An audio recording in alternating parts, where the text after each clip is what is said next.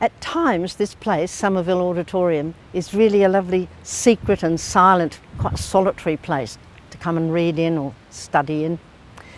In fact, it was a secret for many years. When Somerville had the idea of having a place like this at the Crawley campus, it was years before. It was in the 20s. They didn't move down here till 1929, 1930 time. And very few people knew about his idea. However, he had been impressed by the tall trees in the southwest and thought how wonderful it would be for the university to have a cathedral of trees in which ceremonial events and perhaps concerts could one day take place. However, it wasn't till years later, towards the end of the war, when the trees had grown, 20 odd years in the life of a slow growing tree, they started to look like something. And at the end of the summer school, obviously in summer, January, February time, it was decided by Professor Alexander and John Berman, who were still at that time part of the Army Education Unit, that they would have a couple of concerts and perhaps even a little one-act play or something like that at the end of the summer school. Open to the public, not just to the summer school attendees.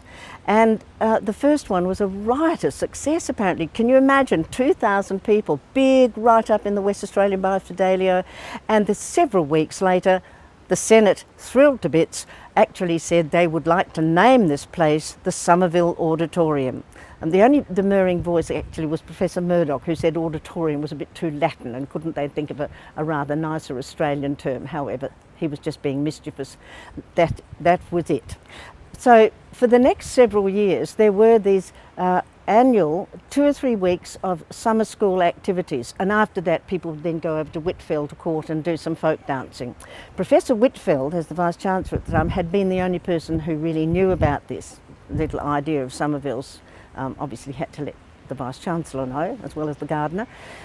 But by the couple of years after the war and into the 1950s, the place had sort of taken on a different light.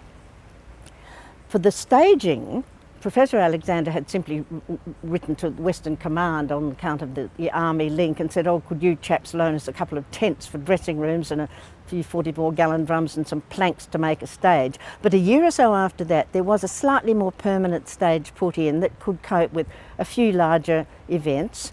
And by 1953, which was the first Festival of Perth, which later, of course, John Berman became the director for another 20 or so years, there was a slightly bigger stage. Richard III, with the visiting British producer Michael Lamb, was a stunning, stunning success. Lots of people and lots of people involved in it. And then a year or so after that, and this is where my memory starts kicking in, the first foreign language films in Perth. And those foreign language films create an enormous stir in Perth, and the Festival of Perth became known for that. Well, now, of course, there's not so much silence and solitude, because for 4 months of the year, with different sort of equipment and more technology and a screen which is up for the summer, of course, thousands and thousands of people come, hundreds every night. Many people in Perth, and indeed overseas and interstate, know the university because of Somerville Auditorium. So thank Dr. Somerville.